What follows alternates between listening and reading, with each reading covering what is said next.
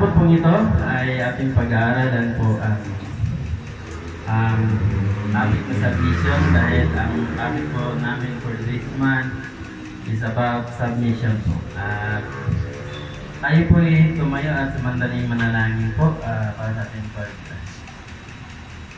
simula ng pakinig ng salita ng Panginoon. Lord, salamat po Diyos sa gabi, sa hapon pong ito, Panginoon. Salamat, Panginoon, dahil pinadarama mo, Panginoon, sa bawat isa sa amin ang presensya mo, ang pagmamahal mo sa bawat isa sa amin. Lord, regardless of mga pinagdadaanan namin, Panginoon, regardless, Lord, kung anumang nararamdaman namin, O Diyos, Lord, gusto lang namin, Panginoon, na Ikaw ay mapapurihan sa aming mga buhay. Ikaw ang siyang may taas at maluwalhati, Panginoon, sa aming kalagitnaan, Panginoon, sa hapon pong ito, O Diyos. As we listen to your word, Lord God, help us, Lord, to understand sa mga mensahe mo, O Diyos, sa bawat isa sa amin, Lord God, na maintindihan namin ang mga salita mo. Open our hearts, Lord God. Open our minds, Lord, so that maintindihan namin ang nais mo, O Diyos, na iparating sa bawat isa sa amin. At Lord, anumang mapag-usapan namin, it is all for your glory, Lord God. Ikaw lamang po ang siyang maitaas. Gamitin mo po, O Panginoon, bilang instrumento mo, Lord God, na maghayag ng mga salita mo. And I pray for the anointing, Lord God, of your message, Lord God. In Jesus' name we pray. Amen and amen. Okay po. Hindi na pong tumayo. Umupo na po ulit. Okay. Submission po ang ating pag-uusapan sa hapon pong ito. Napakaganda po ng message kaninang umaga. Dagdagan po natin ng sa hapon pong ito about submission. Okay. Sabi po ni Oxford Dictionary, submission, ang meaning po niya is the action or fact of accepting or yielding to a superior force. Yun po yung ibig sabihin ng submission. So, action or fact of accepting or yielding to a superior force. Yun po yung ibig sabihin ng submission. Sabi nga ni Oxford Dictionary. So, sa atin po mga Kristyano, ang pagpapasako po ay, or submission po ay dapat, yan po yung tatak o trademark ng mga Kristyano. Di po ba? Kasi ito po ay si Jesus mismo sa buhay niya nung siya ay nandito pa sa mundong ito, na nakasama pa siya ng mga sangkatauhan bago siya umakyat sa langit. Pinapakita ni Jesus yung pagpapasakop niya sa Ama. Every time na may gagawin siya ay lagi siyang nananalangin. Nagdidepende siya palagi sa Ama. Amen? So, as Christians, as followers of Jesus Christ, as His disciples, kailangan din po natin na sundin yung, o gayahin yung, o sinabi ni Pastor kanina, i-imitate natin si Jesus as His followers, as His disciples. Amen? Amen. So sa hapon po ito mga kapatid, let us learn from the Word of God the teaching about submission. So, ating pag-aaralan ang different types o different types ng teaching about submission. Unang-una po ay patungkol sa mga children, mga anak. So, pagpapasakop ng mga importante po ba na ang mga anak din ay magpapasakop? Okay. Amen. Okay, sa Ephesians 6 verse 1 to 3 po. Sa Efeso 6 talatang 1 hanggang 3 ating babasahin po. Sabi po dyan, mga anak, sundin ninyo ang inyong mga magulang alang-alang sa Panginoon, sapagkat ito ay nararapat. Ito ang nararapat. Verse 2, Igalang mo ang iyong ama at ina. Ito ang unang utos na may kalakip na pangako. Pangatlo, magiging maganda at mahaba ang iyong buhay sa lupa. So, ito po yung submission na patungkol sa mga anak. So, sino po mga anak dito? Sino po may mga magulang pa? Ako po, yung nanay at tatay ko wala na, pero mayroon po akong kinikilalang magulang. Yung kambal ng mama ko. So, sino po yung nakakatanda sa akin, kinikilala ko po silang bilang aking pangalawang magulang. Okay. Sabi nga dyan sa verse 1 na mga anak, sundin ninyo ang inyong mga magulang. Submission po kasi ay ang pagpapasakop, kalaki po doon is ang manifestation po ng submission is pagsunod. Amen?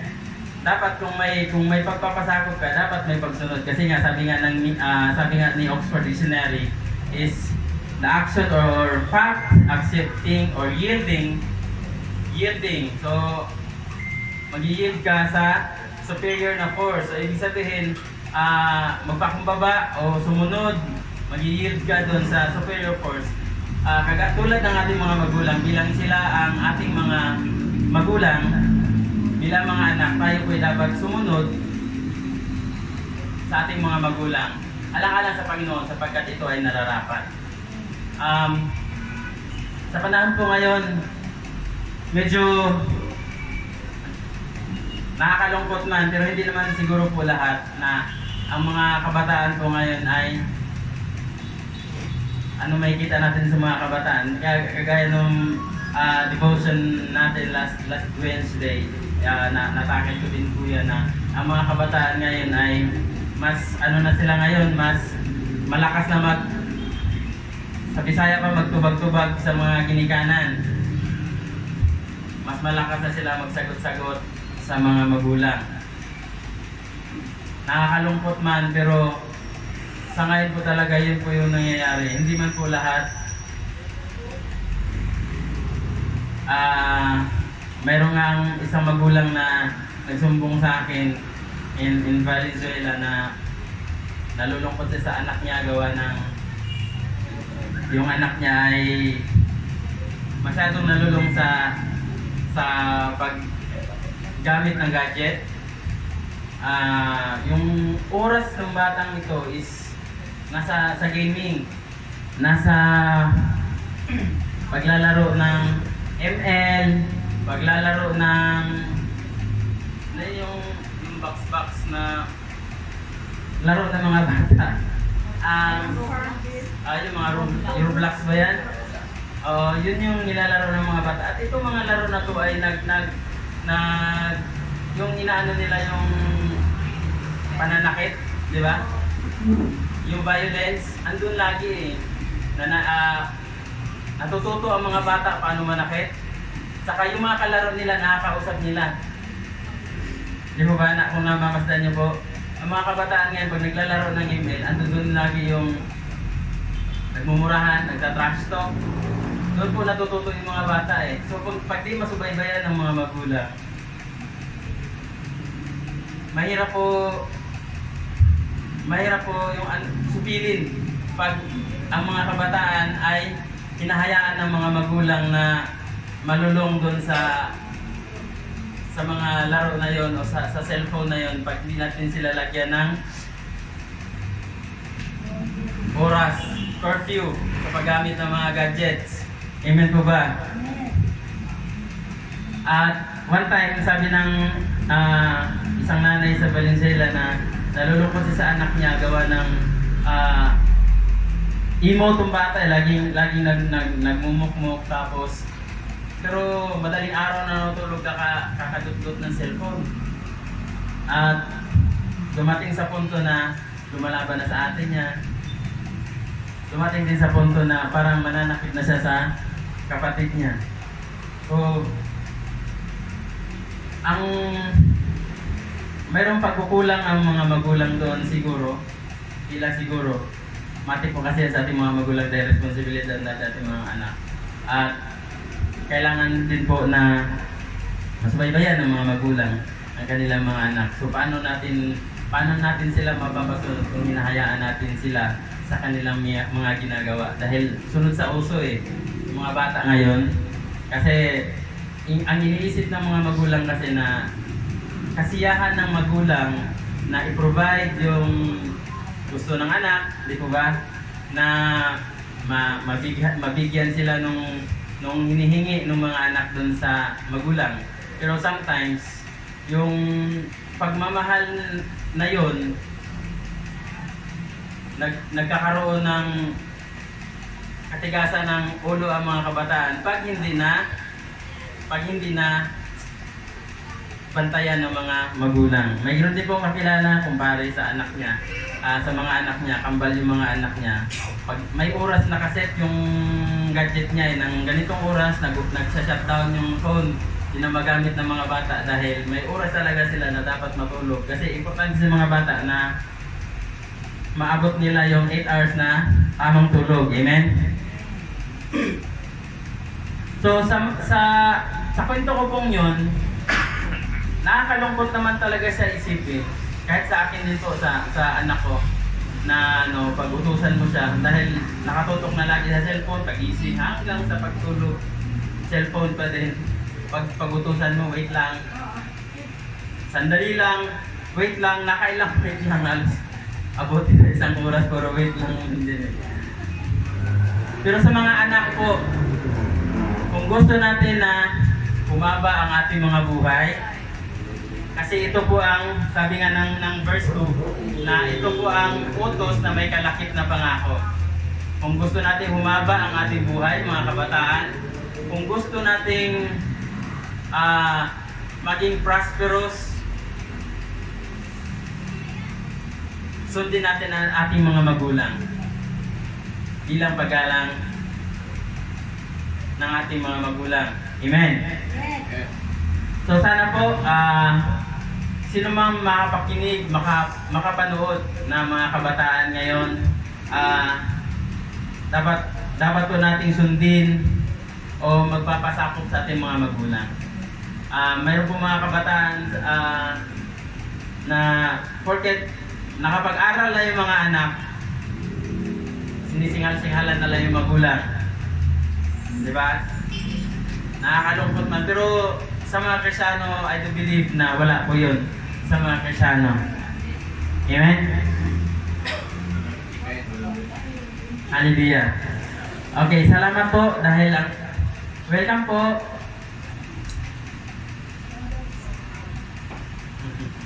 Magandang hapon po.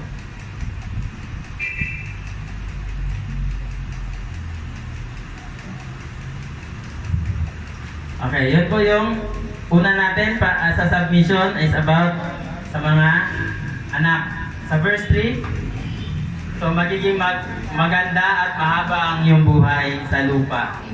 So, ang anak na may paggalang at pagsunod sa magulang ay hahaba ang kanyang buhay at magiging maganda ang kanyang pamumuhay dito sa lupa.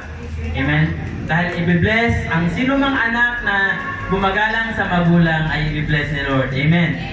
Amen. Okay. Number 2, na submission is about sa mag-asawa.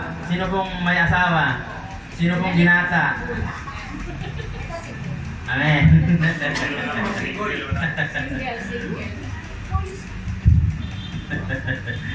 Okay. Ito po ay submission patungkol sa mag-asawa.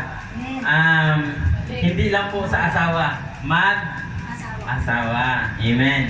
So, sa Ephesians 5:21 to 25, basahin din po natin. Okay. Pasakop kayo sa isa't isa bilang tanda ng inyong paggalang kay Kristo. So, sa mag-asawa, pasakop tayo kay Kristo bilang tanda ng inyong paggalang kay Kristo. So, bilang paggalang natin kay Jesus Christ, pasakop tayo sa isa't isa na mag-asawa. Amen. 22. Malinaw po yan na, pasako po, hindi po one-sided ang pagpapasakop sa mag-asawa. Bigayan po yan, mutual. Amen? 22. Mga babae, Oh, yung babae. Lalaki, babae. pasakop kayo sa sarili ninyong asawa. Sariling asawa, tulad ng pagpapasakop ninyo sa Panginoon. Ganon. 23. Sapagkat ang lalaki ang ulo ng kanyang asawa. Pero minsan, sinasabi ng asawa na babae ay siya, asawa daw na lalaki ay ulo, pero yung asawa ay leeg. Hindi rin makakagalaw yung ulo. Tulad ni Kristo na siya ang ulo ng iglesia sa kanyang katawan at siya ang tagapagligtas nito. 24. Kung paanong nasasakop ni Kristo ang iglesia, gayon din naman ang mga babae ay dapat pasakop ng lubusan sa kanilang sariling asawa. Pasakop ng lubusan, hindi half-half. Lubusan po yun po yung pagkasabi ng salita ng Panginoon sa kanilang sariling asawa. Yun yung pagpapasakop. 25. Ito naman, mga lalaki, mga bana sa Bisaya, mahalin ninyo ang inyong asawa na gaya ng pagmamahal ni Kristo sa iglesia. Inihandog niya ang kanyang buhay para sa iglesia. So sa ating mga asawa, ang pagpapasakop ng asawang babae sa kanyang asawa is conditional. Babasahin po natin. Kailangan na mahalin natin ang ating mga asawa gaya ng pagmamahal ni Kristo sa church bilang diba? Mga lalaki, mahalin ninyo ang inyong asawa na gaya ng pagmamahal ni Kristo sa iglesia. So, inahalin tulad ni Jesus. Inahalin tulad ng Diyos ang pagmamahal ng lalaki sa pagmamahal ni Kristo sa iglesia. Ano ang ginawa ni Jesus sa church? Inialay niya ang kanyang buhay. Amen? Para sa iglesia. So, gayon din po sa ating mga lalaki, sa ating mga asawa, na sila po ay ating mahalin, igalang. Pasakop din tayo dahil mutual nga yung pagpapasakop Pasakop tayo sa isa't isa. So every time na gagawa tayo ng desisyon is siyempre ikukonsulta din natin ang ating asawa, ating kabiyak. Hindi yung one-sided lagi yung dapat ikukonsulta din natin. Kasi nga, sabi nga nila na kung ang lalaki ay ulo, ang asawa ay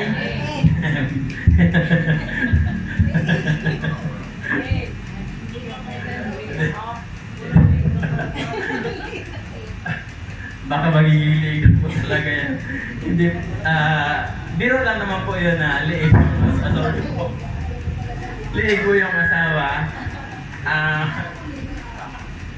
Dapat po magpapasakop. Mutual po ang pag-iintindihan ng mag-asawa para walang kaguluhan. Wala naman pong marriage na perfect Mayroon po talaga yung dadanasin na pagsubok. Alam naman natin na walang pagsubok o walang bagyo na tumatambay. Dadaan lang po yan. It depends sa atin kung paano natin siya kakaharapin, kung harapin natin siya with positive na pamamaraan sa pamagitan ng salita ng Diyos or daanin natin siya sa huwis dokitsilyo baga kung sinasabi sa mundo na kada sayop mo sa Bisaya ba kada sayop piti. Pero ang tinuturo po ng Biblia ay mga asawang lalaki ay mahalin ang inyong asawa. At mga asawang babae ay magpapasakop ng lubusan sa inyong sariling asawa. Amen? So yun po, malinaw na malinaw po ang sinasabi ng salita ng Panginoon. Wala pong contradiction, walang bias. Amen? Pagdating sa pagmamahal at pagpapasakop ng mag-asawa. Inihalin tulad nga ni Jesus ang pagpapasakop ng mag-asawa katulad ng pagmamahal ni Kristo sa iglesia. So, amen? So, kung paano inalay ni Jesus ang kanyang buhay para sa church, ay ganun din po sa mga asawang lalaki ay ating ialay. Kaya po ba? Amen. Kaya. Sa tulong ng Panginoon, sa grasya ng Panginoon. Amen. Minsan, there are times naman po na mga sitwasyon sa buhay natin na parang kung titignan natin, kung sundin lang natin yung nararamdaman natin, hindi talaga natin kakayanin. Pero with God's strength, with God's grace, kaya. Amen? Hallelujah. Yun po yung pagpapasakop na sinasabi patungkol sa mag-asawa.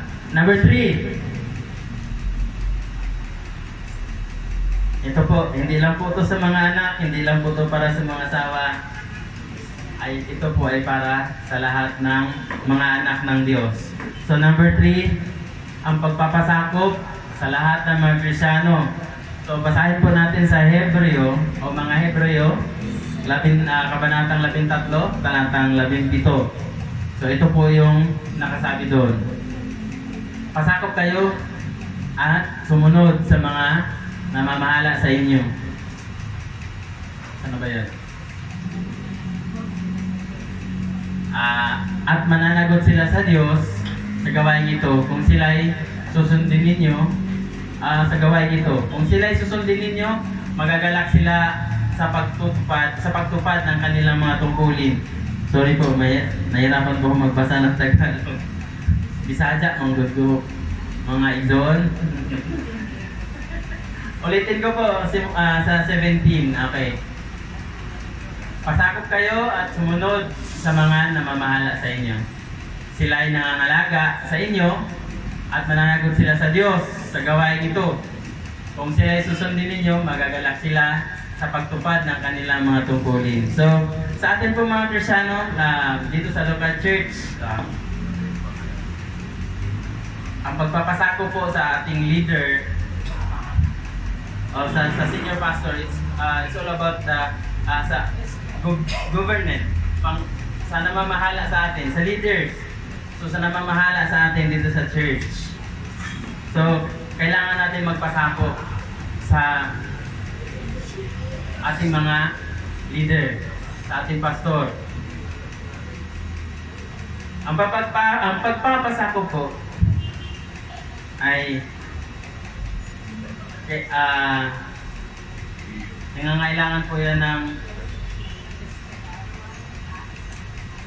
pagpapakumbaba, paggalang, paggalang, pagpapakumbaba at pagtitiwala. Bilang ang pastor o ang mga leader sa church, sila ay tinalaga ng Diyos. So sabi nga na sila ay mananagot pag hindi natin sila sundin. At magagalak naman sila pag sila ay ating susundin. So, matik po yan. Pag ang mga anak ng Diyos ay nakikinig, gaya ng sinabi ko po kanina, dapat trademark po talaga ang pagpapasakop ng mga anak ng Diyos sa kanyang leader. Bakit? Si Jesus nga po, sa sinabi ko po kanina, na buong buhay niya dito sa mundo ay lagi niyang dinidepende lagi sa nagpapasakop sa Ama. So bilang mga anak ng Diyos, tayo po ay under sa pangangalaga ni pastor, sa mga leaders natin. Sila po ay nananalangin sa atin. Sila po ay nagkakalyo na yung kanilang mga tuhod sa kaluhod sa pananalangin sa kanyang mga nasasakupan. Kaya nararapat lamang po na igalang po natin at magpasakop po tayo sa ating mga pastor, sa ating mga leaders. Amen? Sometimes po, nagkakaroon ng problema ang submission pag mayroong kayabangan sa sarili. Why? Sometimes, tinitingnan kasi ng tao na yung kanyang narating sa buhay. Like for example, marami siyang degree sa kanya, naabot sa kanyang buhay. May first degree, second degree, third degree. Ay, hindi pala yun. Burn pala yun. Marami siyang naabot o mga achievements sa buhay. At sometimes, minamata natin mga leader eh. Di ba? Yan. Yung pastor na yan. Wala nga, di nga nakagraduate yan eh. Utal-utal nga magsalita yan eh. Di po ba? At minsan po, nagkakaroon tayo ng problema sa pagsunod. Pag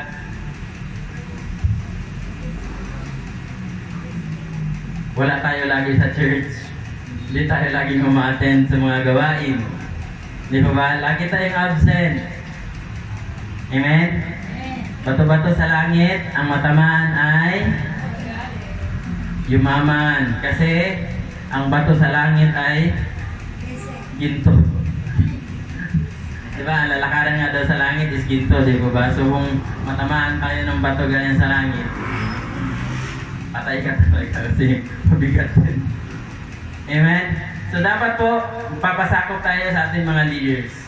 Papasakop tayo sa ating pastor. Yun po ang tunay na submission. Ang submission po ay dapat makikita yung paggalang, pagpapakumbaba, at pagtitiwala sa mga namamahala sa atin.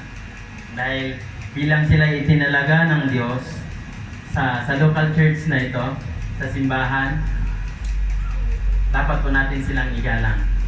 Amen? Mahirap po kasi pag titignan po natin yung kalagayan yung ating paglilingkod sa Diyos, kung titignan natin lagi yung buhay ng isang pastor, alam naman po natin na walang leader po na perfect. Lahat ng mga pastor mayroon niyang mga kanyang kahinaan. Mayroon po yung mga strength, pero mayroon din po yung kahinaan. So kung lagi natin tinitignan yung kahinaan ng isang leader, para tayong jumping kangaroo, na kahit saan ka pumunta ng church, kasi iniisip natin na dito tayo kasi magaling yung pastor dito eh. Pero pagdating ng panahon na nagkaroon din po ng yung problema o nagkaroon ng problema yung pastor dun sa church na yan, at nailabas niya yung kahinaan niya, may kita niya na naman na ayaw ko na sa pastor na ito dahil sa leader na ito dahil nga ganito, ganun. Marami tayong masasabi. Bakit? Marami talaga tayong masasabi sa isang leader kung tinitingnan natin lagi, kung nakatingin tayo lagi sa pastor. Dapat tayo mga anak ng Diyos ay nakatingin lagi sa Diyos na nagtalaga ng leader sa church, ng pastor sa church. Kasi hindi maihinto yung palipat-lipat mo ng simbahan pag nakatingin tayo lagi sa kahinaan ng isang leader. So, actually mga kapatid, ang problema ay wala sa leader. Ang problema po nasa sa atin na nakatingin doon sa kahinaan ng isang leader. Amen? So dapat natin na ayusin ang ating mga puso, ang ating mga isipan, na magkaroon tayo ng paggalang.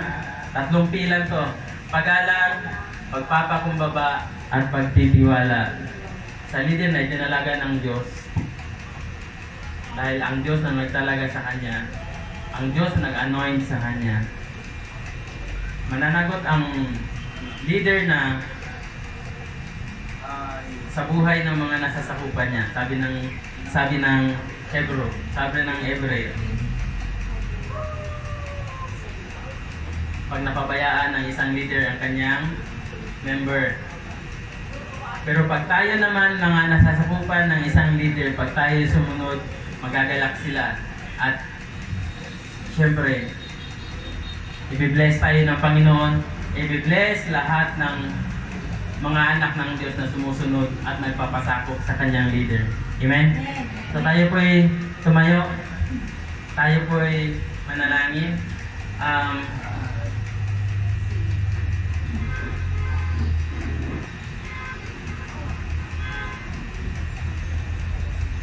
Hallelujah.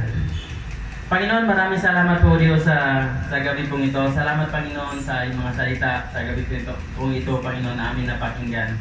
About sa pagpapasakop, Panginoon, sa aming mga anak, kaming mga anak po Diyos ay sabi ng mga salita mo, Panginoon, na magpapasakop kami sa aming mga magulang. Dahil ito po ang utos na may kalakip na pangako. Kung nais namin humaba ang aming buhay at maging masagana ang aming pamumuhay sa mundong ito, ay gagalang namin ang aming mga magulang. Hallelujah. At sa amin naman mga mag-asawa, Panginoon, na sinabi ng mga salita mo na magpapasakop kami isa't isa. At ang mga asawang lalaki ay mahalin ang aming mga asawa bilang kagaya ng pagmamahal ni Kristo sa church, sa kanyang iglesia. Binigay niya ang kanyang buhay, ay gayon din po ang sinabi mo, Panginoon, sa mga mag-asawa, Panginoon. Hallelujah. At Lord, sa amin Panginoon, na mga anak mo, na sinabi mo, O Diyos, na kailangan namin magpasakop, Panginoon, sa aming mga leaders, sa mga namumuno sa amin, Panginoon. At bilang mga anak mo, O Diyos, ikaw ang aming example, Lord God. Ikaw ang ehemplo, Panginoon, na mga tagasunod mo, Diyos. At nawa po, Panginoon, na ito ay aming maipamumuhay sa pang-araw-araw namin na pamumuhay, Lord God, na makita ka, O Diyos, makita ang pagpapasakop namin, Panginoon, sa aming mga leaders, sa aming mga magulang, at sa aming mga pamilya, Lord God. Hallelujah. Lord, patawad po, Panginoon, kung minsan, Lord God, may katagasan kami ng ulo. Hinihingi po namin, Panginoon, ang tawad na hindi kami nagpapasakop sa aming mga leaders. Hindi po kami sumunod sa aming mga magulang. Dalangin po, Panginoon, sa mga kabataan, Lord God, na mga Kristiyanong kabataan, Lord God, na patuloy ka na kumilos sa aming mga anak. Patuloy ka, Panginoon, na mag-guide, Lord God, at sa aming mga magulang, kaming mga magulang, Panginoon, patungo sa aming mga anak, na may guide namin sila, Panginoon, sa tamang pamumuhay. Maturuan namin sila, O Diyos, sa pamumuhay na nakabatay sa mga salita mo, O Diyos. Lord, salamat po, Panginoon, sa gabi kong ito. Salamat, Panginoon, sa iyong kabutihan. Salamat sa dakila mong pag-ibig, O Lord God. Pinupuri ka namin, pinapasalamatan ka namin. Sa pangalan mo lamang, Jesus. Amen and amen.